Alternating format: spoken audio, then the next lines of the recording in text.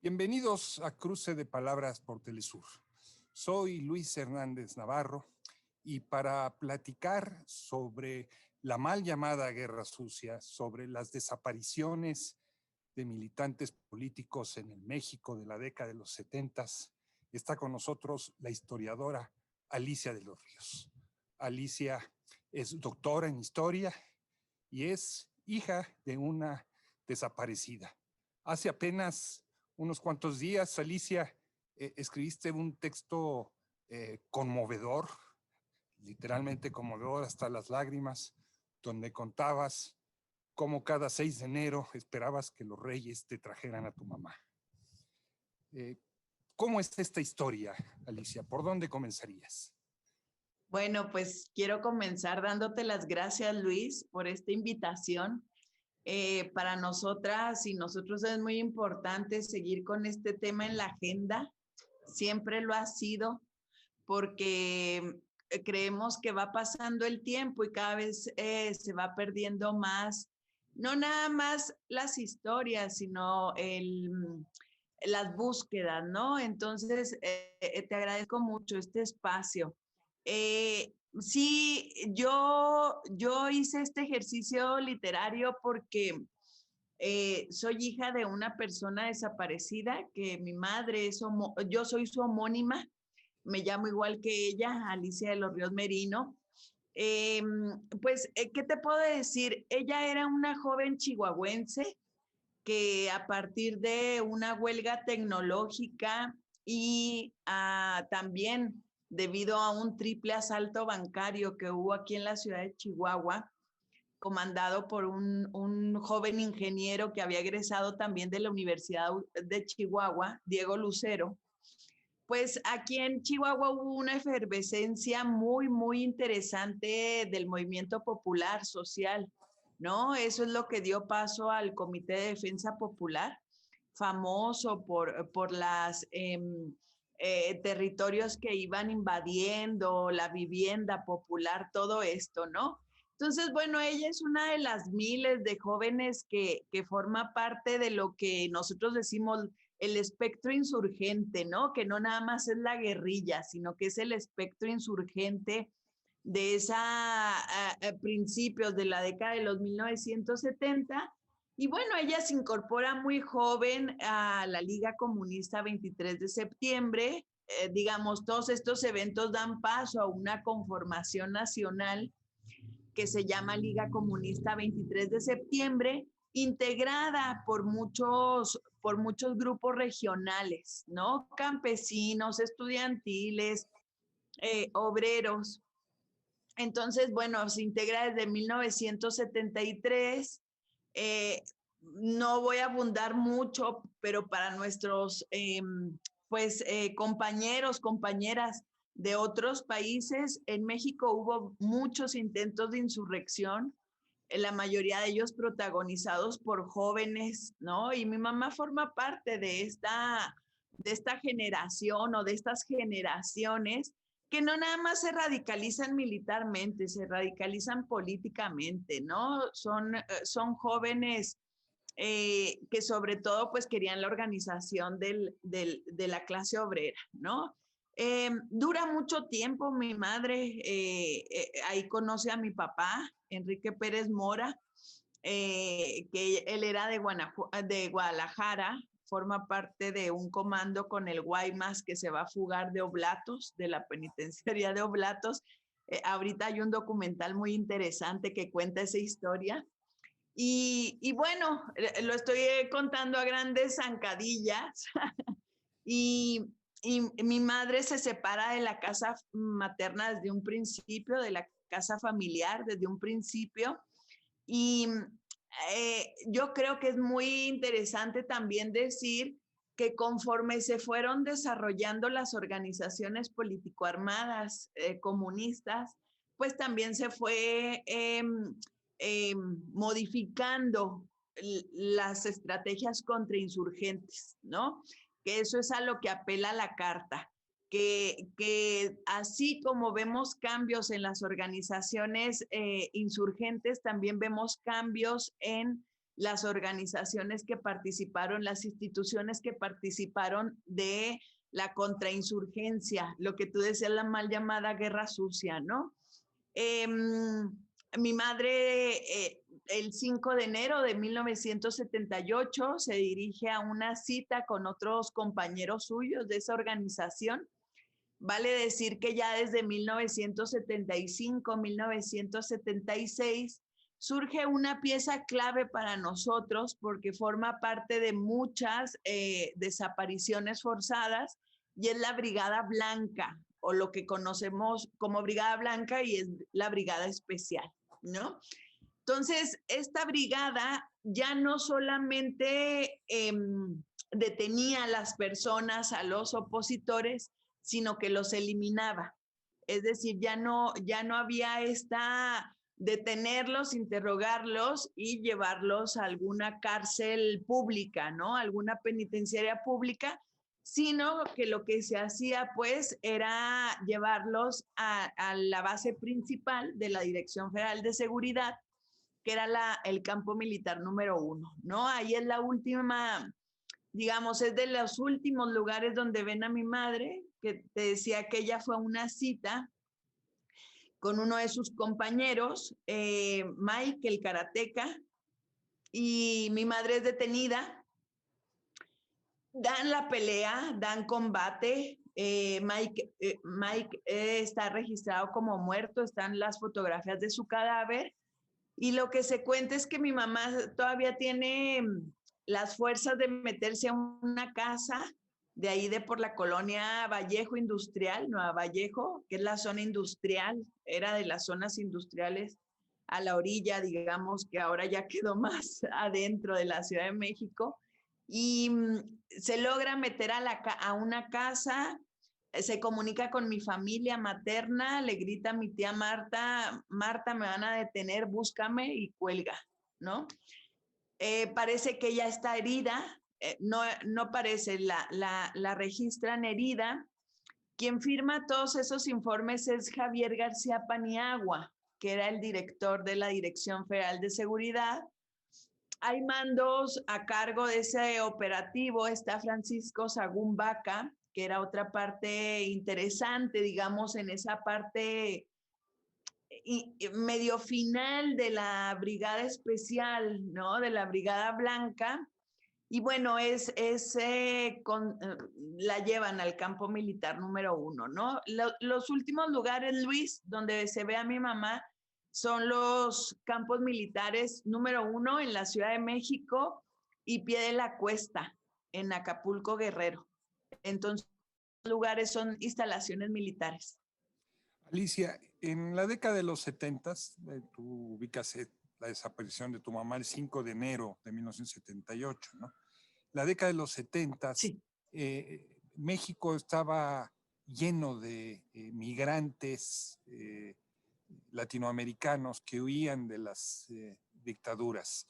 Era como una especie de santuario. ¿Cómo explicarnos esta, no sé si la palabra adecuada, pero esta esquizofrenia de, por un lado, abrirle la puerta a los perseguidos políticos de los golpes de Estado latinoamericanos, y por otro, perseguir a los jóvenes hasta desaparecerlos? Ni siquiera se trataba de detenerlos, juzgarlos, castigarlos legalmente, sino desaparecerlos, seguramente después de tortura, además. ¿Cómo explicarnos esto? Sí, yo creo que además de ser una esquizofrenia, eran como cálculos muy exactos, ¿no? O sea, no se podría decir que era parte de la inercia, ni de que siempre se consideró. Fíjate, Luis, todavía en el 2003 anduve unos meses con el padre de mis hijos en el Estado español y nos decían en la Universidad de Granada: oigan, pero ustedes en México, su gobierno era socialista en los 70s. O sea, ¿cómo era posible que ocurriera esto, no? Y en realidad me parece que no es ni cuestión de inercia, ni siquiera, a ver, eran cálculos bien Eh, Mira, yo creo que en esta historia, y voy a ir introduciendo tantito la carta, porque me parece que si la seguimos entendiendo como en esta teoría de los dos demonios, ¿no? Donde nada más la DFS o la Brigada Blanca tuvo participación o nada más ellos supieron, o si pensamos que insurgentes y DFS fueron las únicas partes, me parece que estamos bastante equivocados, ¿no? Y en este sentido, con los compañeros exiliados, aquí también hay mucho, me parece que hay cosas que no se han hablado y se tienen que hablar en estas partes de la historia reciente, ¿no? Me parece que hay silencios incómodos que no se han resuelto, ¿no? Es decir, las células o las brigadas argentinas de los compañeros argentinos que venían y que la DFS sabía que estaban aquí incluso, ¿no? Los agentes o el silencio de Fidel Castro, ¿no? Hacia Gutiérrez Barrios, que era parte de la dirigencia principal de la Dirección Federal de Seguridad. A mí me parece que eso se está haciendo, Luis, sí se está haciendo. Sí me parece que están muy segmentados, muy sola, como también lo hice pues mi carnal Fritz Glockner, ¿no? De repente hay una soledad de la insurgencia mexicana que no tiene lazos, digamos, con el resto de América Latina. Y eso también, pues, lo tenemos que estudiar y lo tenemos que decir. ¿Por qué no había esos lazos, no? ¿Por qué se tuvieron que ir a Corea, los del mar, por ejemplo, no? ¿Te parece, Alicia, si vamos a una pequeña pausa y ahorita nos sigues contando? Por supuesto. No se vayan, amigas y amigos, volvemos en muy breves instantes.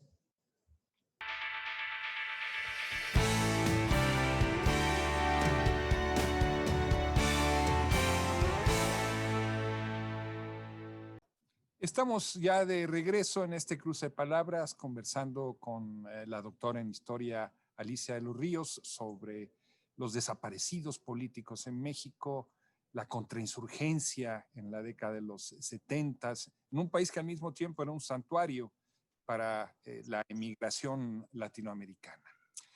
Alicia, en tu carta, tú describes con toda claridad cómo mucha gente se tuvo que dar cuenta de esas desapariciones, vecinos, parientes de los policías, de los soldados, etcétera, etcétera. Y hay un pacto de complicidad, hay un pacto de silencio que no ha permitido que se conozcan más detalles de lo sucedido en aquella época. Muchos de los que participaron en el gobierno que hizo esas desapariciones hoy son parte del gobierno de la Cuarta Transformación. Sí. Porfirio Muñoz Ledo, por ejemplo, ¿no? Por decir un nombre entre otros muchos. ¿Tú crees que este llamado que haces en tu carta tenga efecto y se logre romper ese pacto de complicidad? Bueno, yo no sé si tenga efecto, Luis, pero yo no podía dejar de intentarlo, ¿no? O sea, no podemos dejar de intentarlo, porque me parece que no nada más me representa a mí, sino que representa a otras compañeras y compañeros que también son hijos, ¿no? A lo mejor, en ese sentido, a lo mejor quienes estudiamos historia o tenemos más completa la película, pero eso no significa que otros compas nacidos en la tempestad, hijos México, no creamos que hay pues unas redes de complicidad o incluso de miedo todavía o de ignorancia, ¿no? Y también yo creo, Luis, que tiene mucho que ver que seguramente hubo personas que creyeron fervientemente que le servían a la patria, ¿no? Yo por eso lo digo en la carta. Muchos de ellos a lo mejor los compañeros que nos están escuchando no saben qué significa madrina, en este caso para las instituciones policíacas, pero muchos de ellos eran madrinas, otros venían de carrera, ¿no? Policías de carrera. Y es lo que yo digo en la carta, también ellos fueron puestos en las sombras, ¿no? Esos agentes también fueron puestos en las sombras de la historia, porque esa idea de patria, a partir de la cual muy pocos se enriquecieron, estoy hablando de las dirigencias militares, ¿no? O de las dirigencias políticas. Eh, Ellos evidentemente formaron parte de grupos que ahorita han sido desnudados como los grupos corruptos que permitieron los cárteles narcotraficantes, ¿no? El Negro Durazo, qué vergüenza, ¿no? García Paniagua, el propio García Paniagua, Nazararo, que muere en una situación tan indigna, ¿no? Pero hubo quienes se enriquecieron con ello, ¿no? Tenemos parte del jurídico de la DFS, por ejemplo, era Julián Slim, el hermano de Carlos Slim. Él firma muchas de las declaraciones de los compañeros detenidos desaparecidos, ¿no? Entonces a eso apelaba, ¿no? A esa, rompan esos pactos de silencio que ahorita ya sus superiores ya no están vivos, ya son parte de esos nombres indignos de la patria, de eso que imaginamos como país, como patria, y ayudemos a recuperar este país que ha sido convertido en una fosa, ¿no? En una maldita fosa llena de muerte, y que ellos fueron los creadores, tienen también que tomar la responsabilidad de Estado de que ellos crearon la desaparición como un arma masiva de eliminación. Si bien como hay historiadores como Camilo Vicente que nos dice, bueno, la desaparición venía de conflictos anteriores, pero la desaparición, ¿cómo la entendemos? Como parte de un delito de lesa humanidad, pues la implementan este tipo de grupos, ¿no? Entonces a eso apela, a que los agentes que en algún momento ya no sirvieron para esa máquina contrainsurgente. Mira, un día un experimento. Tengo el honor de tener a una amiga muy de tu gremio, Marcela Turati, ¿no? Y ella y yo un día agarramos una revista con fichas de la DFS.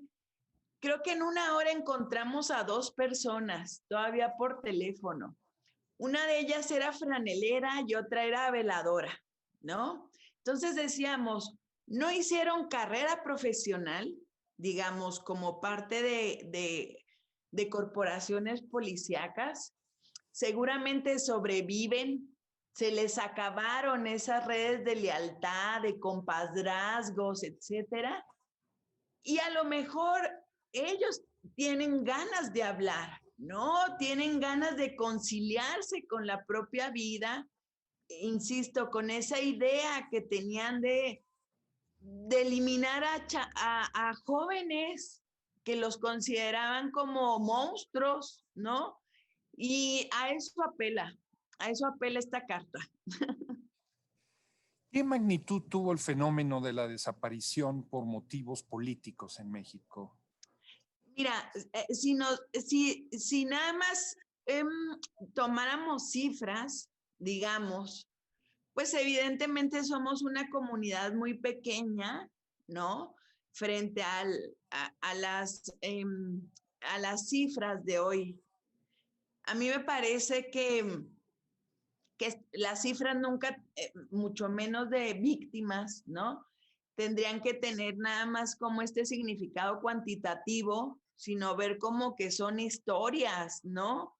Y también creemos, y hablo como colectivo de historiadores e historiadoras, creemos también que no nada más son las cifras de víctimas, Luis, sino que quedan todavía los torturados, quedan los ejecutados, ¿no? Es decir, hay un espectro de eliminación más grande, ¿no? Lo que sí sucedió es que, bueno, y sucede todavía, las madres como pudieron hicieron ellas sus cuentas, hicieron sus censos, ¿no? Y eso me parece que es bien importante decirlo, porque cuando estamos haciendo reconstrucciones históricas, yo, por ejemplo, trabajo Ciudad Juárez, ¿no? Históricamente trabajo a Ciudad Juárez y me aparecen muchas víctimas que no están censadas de desaparición forzada. Y esto tiene que ver porque no los buscaron sus familiares, ¿no? Entonces, si fuéramos incorporando, estoy casi segura que se pueden incluso doblar las cifras. Siempre estuvo en 532, 525, que era la famosa lista de Eureka, con los compañeros de AFADEM, Tita Radilla, y en la costa de Guerrero, en Atoyac. Ellos también casi doblan esa cifra por mucha gente que no denunció, ¿no? Entonces, eso nos dimos cuenta en la Fiscalía Especial, en la FEMOSP, que había gente que no había denunciado. Alicia, en Argentina la lucha por la presentación con vida de los desaparecidos fue clave en la construcción de una nueva ciudadanía. En México, la lucha por la presentación de los desaparecidos se concentró fundamentalmente, tú lo señalabas, en el Comité Eureka, doña Rosario Ibarra. Por otro lado, otra expresión donde participaba el doctor Martínez Soriano, en fin, más pequeña. Sí. No tuvo la masividad ni el impacto, por ejemplo, que en Argentina. Pero tú sí crees que es importante esa lucha en el terreno de construcción de ciudadanía. Sí, mira, yo ahí, bueno, me parece que los primeros años de Eureka me parece que estuvo muy cobijado, que no era Eureka, todavía era el frente que pedía ay, se me fue el nombre, pero... El Frente Nacional contra la Represión. No. Y previo que era por los perseguidos, torturados, exiliados, ¿no? Y desaparecidos. A mí, sinceramente, creo que fueron años donde sindicatos, muchos sindicatos, universidades estuvieron cobijando las huelgas en la catedral. Me parece que son muy, muy significativas, ¿no?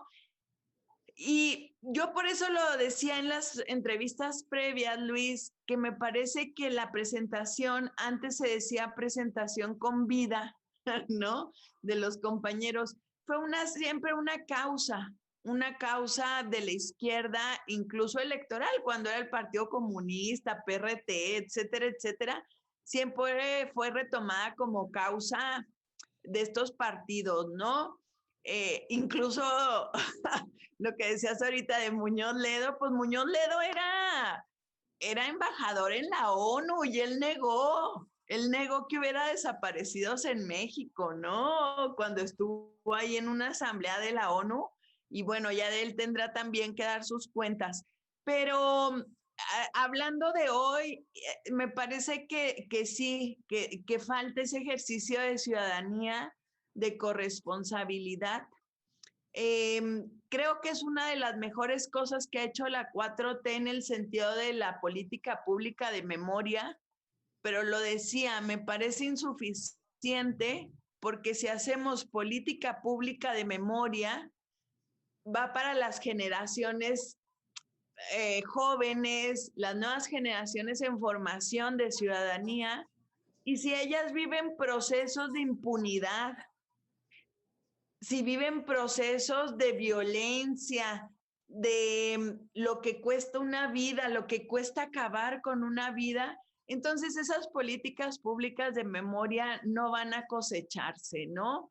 Y sí, me parece que ha habido mucha apatía, mucha indolencia de parte de una sociedad que cuando no experimenta este tipo de fenómeno tan terrible como es la desaparición, cuando no se experimenta en carne propia, difícilmente se va a comprometer siquiera a exigir un alto, ¿no? Siquiera, no oponerse, a exigir un alto.